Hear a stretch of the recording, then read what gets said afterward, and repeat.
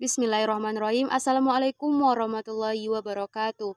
Alhamdulillahirabbil alamin wa bihi nasta'in wa ala umuri dunya waddin. Amma ba'du.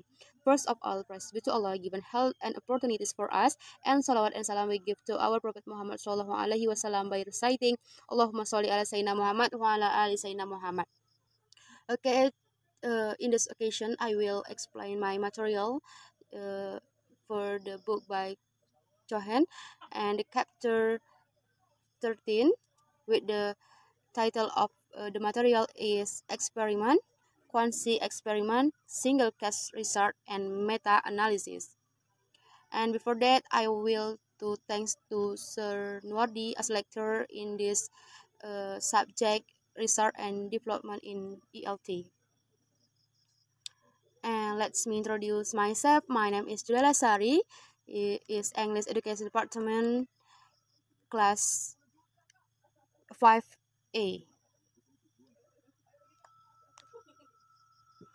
Okay, first material is experiment.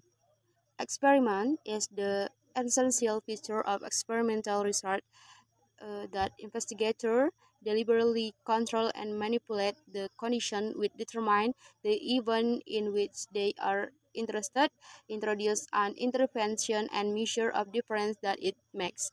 And an experiment involves making a change in the value of the one variable called the independent variable and observing the effect of the change on another variable called the dependent variable. And the factor in the experiment were the following. First is the random allocation of the whole bag of wheat into two math groups. Two is the identification of k variable. Three is the control of the k variables. Four is the exclusion of any other variables. Five is the giving of the special treatment. Six is the final measurement of yield and growth to compare the control and experiment group and to look at difference from the present result. 7 is comparison of the one group with another, and the last is take of generalization that this new wonder fertilizer improve yield and growth under a given set of conditions. And 10-step model of the conduct of the experiment can be suggested. First is identify the purpose of the experiment. Second, select the relevant variables. Third, specify the levels of the intervention. Fourth, control and experimental condition and environment. 5, select the right experiment site. 6, administer the pretest. 7, assign the participant to the group. 8, conduct the intervention. 9, conduct the post-test. And 10, analysis the result. Next, we go to design in educational experimentation. There are several different kind of experimental design. First is the controlled experiment is laboratory condition is the true experiment, two or more group. And the second will define or quasi-experiment in the natural setting rather than the laboratory, but where variables are isolated, controlled, and manipulated. And the third is the natural experiment, which it's not possible to isolate and the control variable. Okay, next material we go. The material is true experimental design. There are several variants of the true experimental design. For A is the pre-test, post-test, control, and experimental group design. B, the two control group and one experimental group, pre-test, post-test design. C, the post-test control and experimental group design. D, the post-test to experimental group design. E, the pre-test, post-test to treatment design.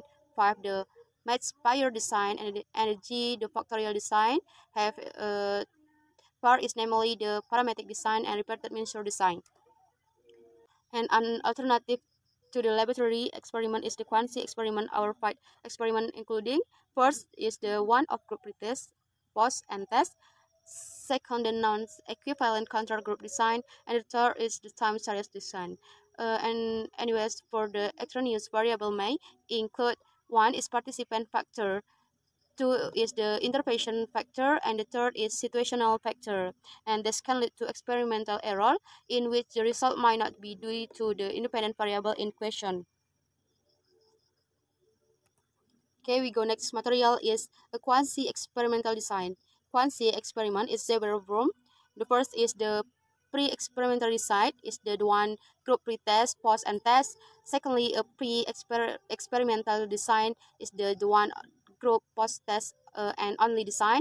Third is the pre-experimental design, the post-test only non-equivalent group design. Four is a quasi-experimental design, the pre-test, post-test, non-equivalent group design, and the last is the one of group times series. Okay, we go next material is single case research. Single case research is as an experimental methodology has extended to such diverse fields as clinical psychology, medicine, education, social work, psychiatry, and counseling. And most of the single case studies carried in the desk and other areas share the following characters: is the one character is they involve the continuous assessment of some aspect of the human behavior over the period of time, requiring on the part of the researchers the administration of measure on multiple occasions within separate phase of a study. And the secondly character is they involve infantation effect, which are replicated in the same subjects or over time. And next is evidence-based educational research. Evidence-based research is an degree of evidence-based education, and the root of evidence-based practice lie in the medicine, where the advocacy for randomized controlled trial together with their systematic review and documentation led to the foundation of the current collaboration. And evidence-based education suggests the policy formation should be informed and policy decision making should be based on the best information to the rather than on has an ideology or political will. This is bordering on the unethical to implement an anti-riot and unstated recommendation in educational practice, just as it the untechnical to use product and procedure on hospital patient with their consent. And next we go the next material is meta-analysis. Meta-analysis is the typical of research undertaken to explore the effectiveness of the classroom method. Often as not, such studies fail to reach the light of day, and particularly when they form part of the research requirement for a higher degree.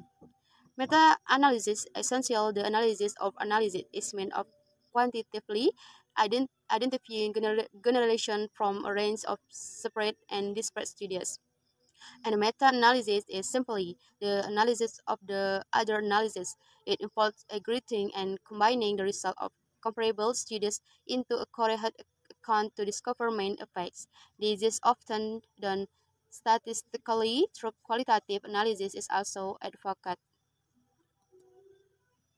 And among the advantages of using meta-analysis, according Fitzgibbon, says the following: is meta-analysis is humble, small-scale reports which have simply been gathering thus may now become usable, and small-scale research conducted by individual students and lecturers will be valuable since meta-analysis provide a way of coordinating results drawn for many students without having or coordinate the students themselves.